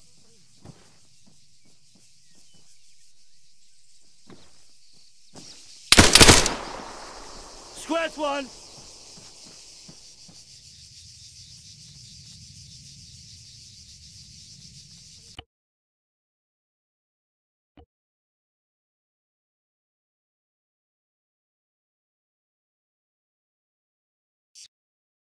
I guess it made sense for him to target the point of entry, choke points, you know.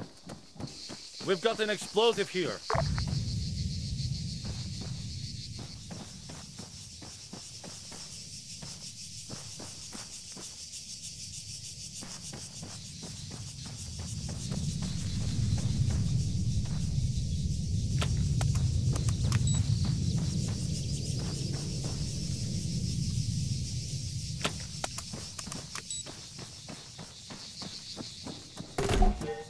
They scattered the mines and sat tight, waiting for the enemy. Facing those kind of odds, it was the only thing they could do.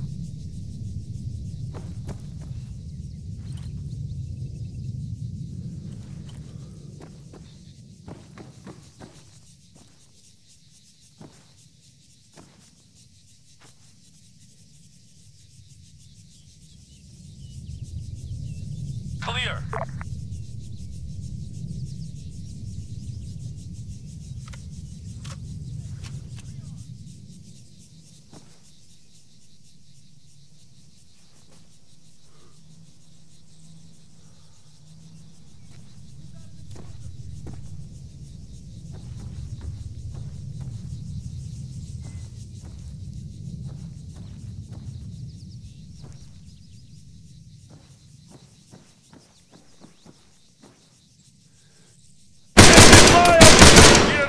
Engage that man!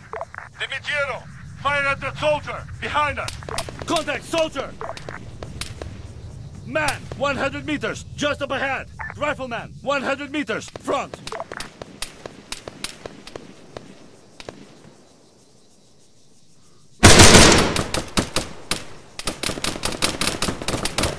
Contact, soldier! Man, 100 meters, left flank! Dimitriero, attack that rifleman, left flank! Contact rifleman! Soldier, 100 meters, right flank!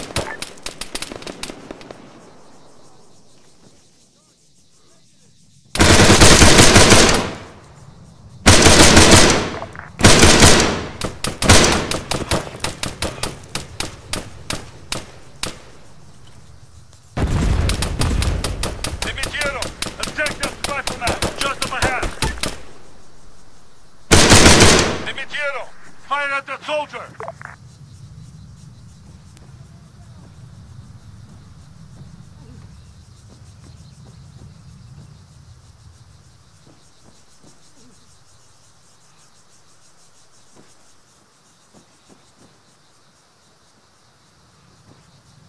Contact machine gunner!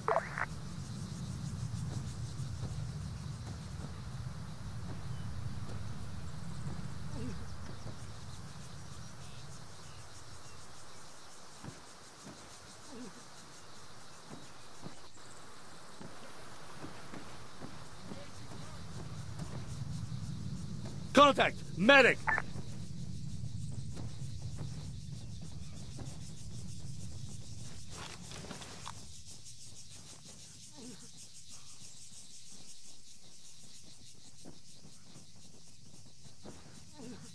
Dimitriero! Fire at the medic, just up ahead!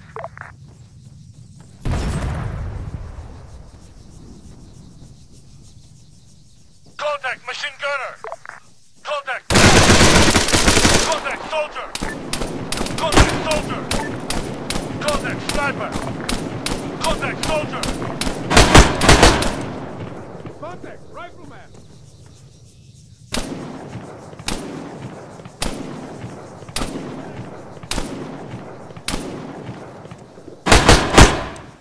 Cover me! Reloading! 3, taking command. 7, engage that man! Front!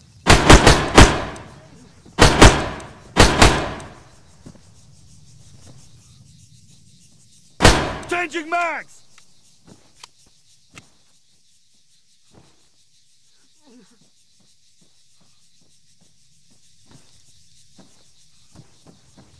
Dimitriero, attack that rifleman to the right of us! I'm out. Solid copy. Ready!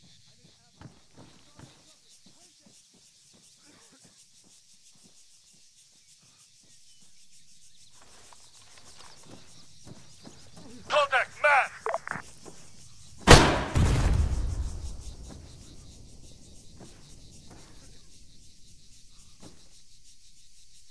Cover me!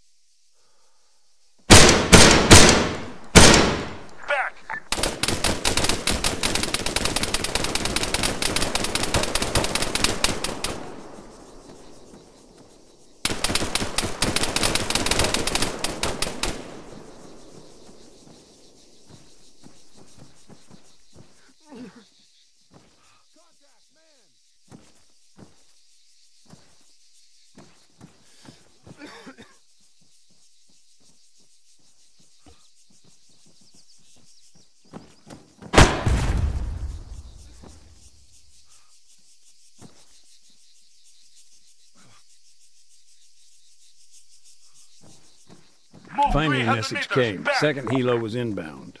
They dispatched another. Yeah, it was a risk, sure, but government forces were in free fall and the major was important. They just had to get to a different LZ before reinforcements turned up and cut them off.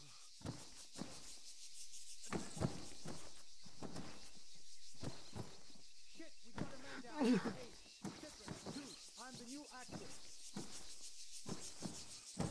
We got a man down.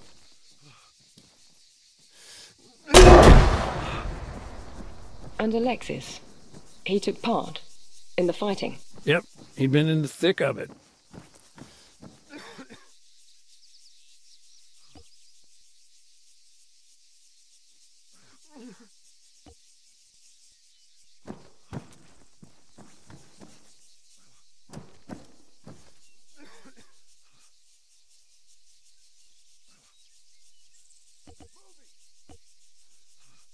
We've got a man down.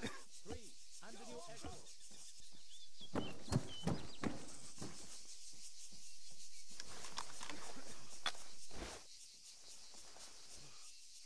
Copy, I'm on.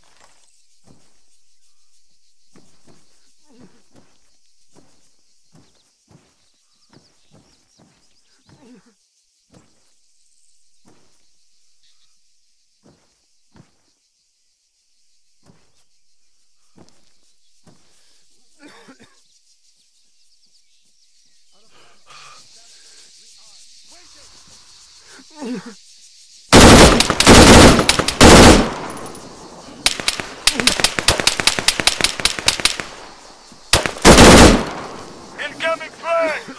Dimitiero, fire at that soldier to the right of us. Contact! Medic!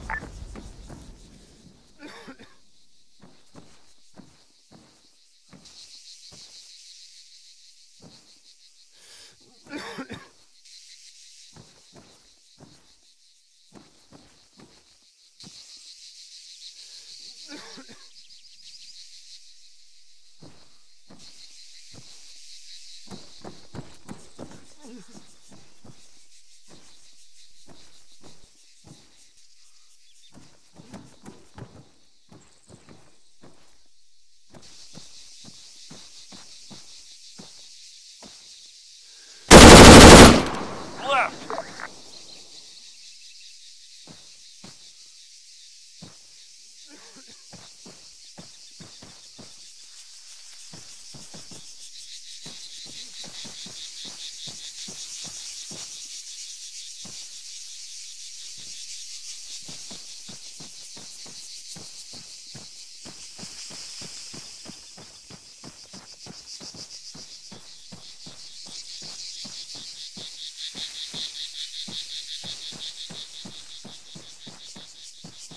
Spotted a mine.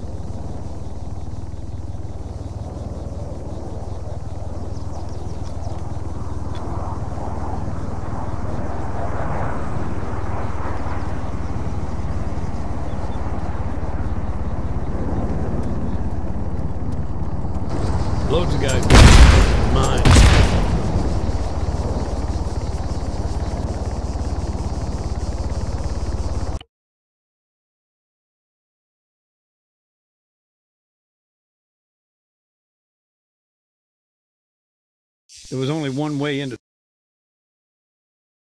placing mines around the entrance. That would have been a pretty decent play.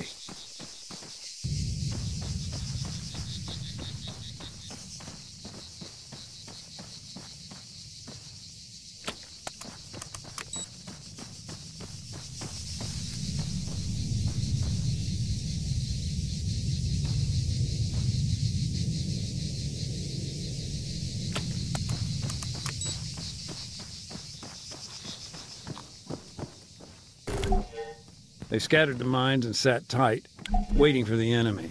Facing those kind of odds, it was the only thing they could do.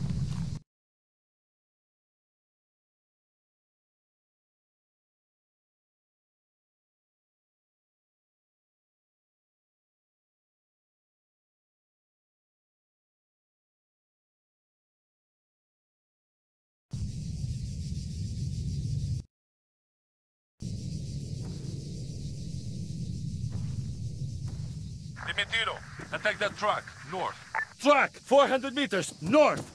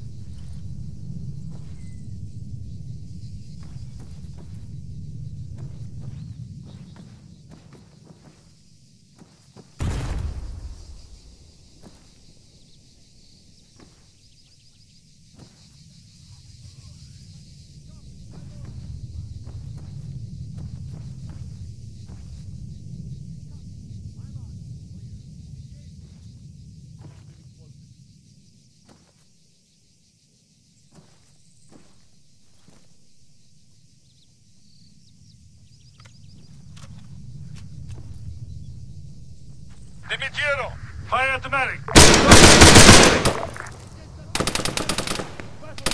Contact, machine gunner. Rifleman, 75 meters, right. Rifleman, 100 meters, right. Contact, soldier. Dimitiro, engage that man.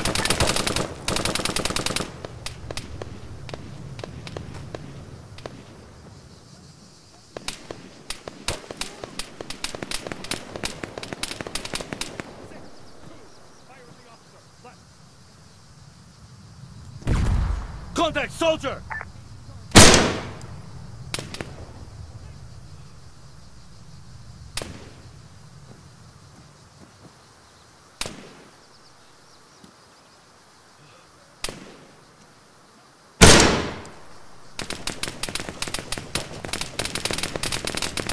Rifleman, 75 meters, back! Contact, rifleman!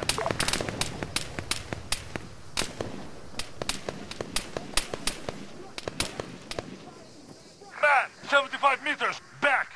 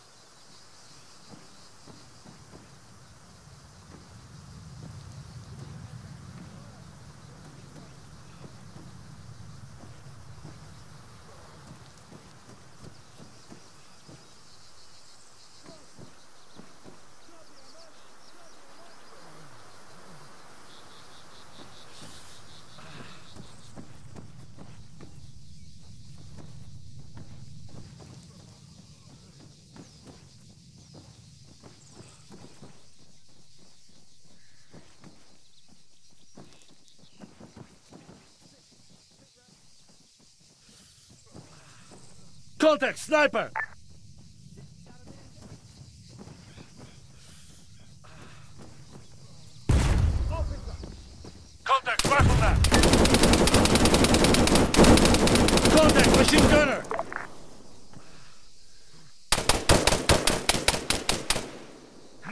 message came. He Yeah, it was a risk, sure, but government forces were in free fall. They just had to get to a different LZ before reinforcements turned up and cut them off.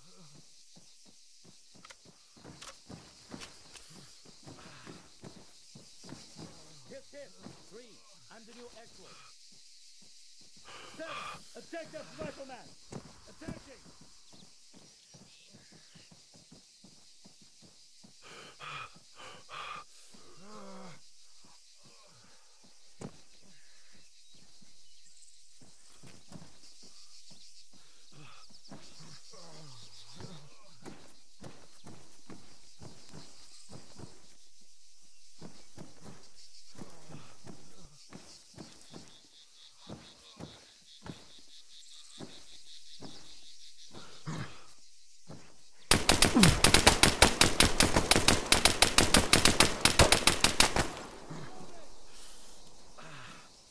Medic!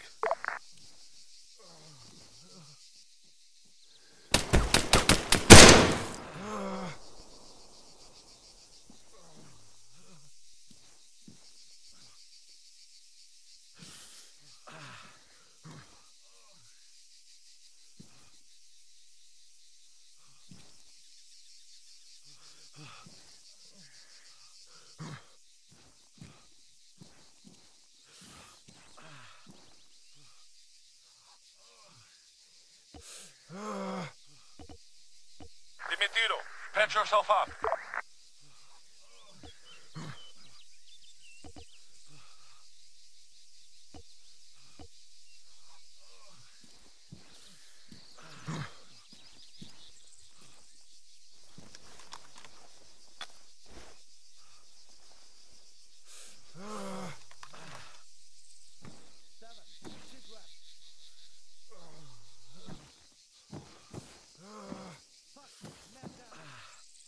Loads of guys got injured. The mines, they'd done their job.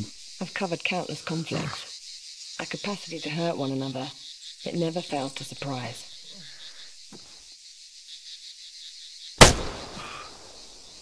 Man's inhumanity. It's really... I see a But mine. Demetriou, he didn't remember exactly what happened. To Alexis. Right. He didn't give any details.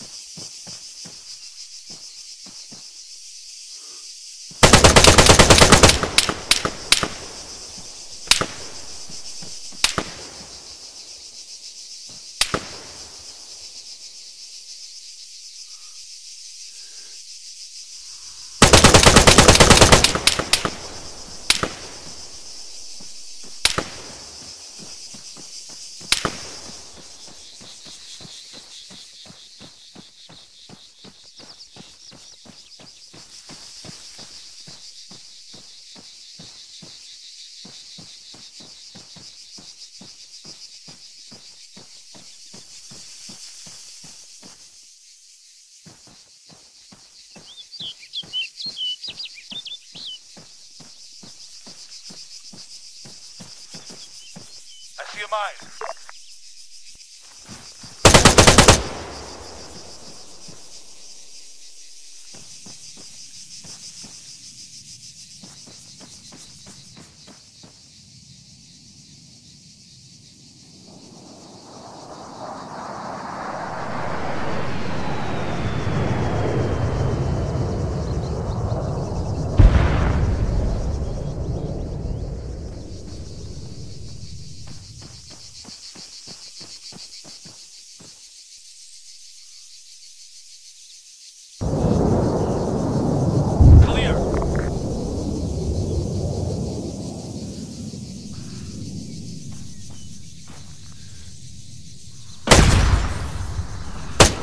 Contact!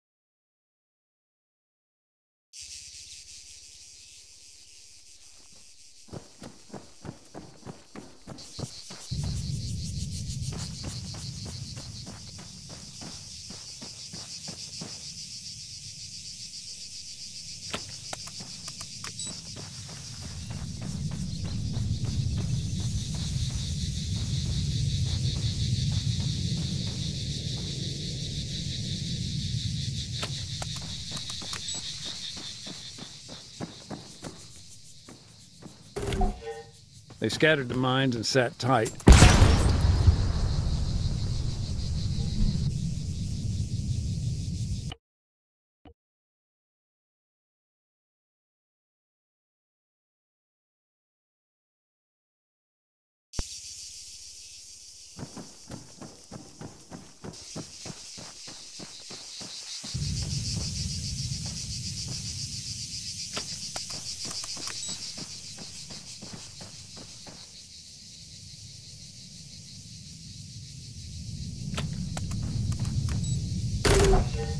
They scattered the mines and sat tight, waiting for the enemy.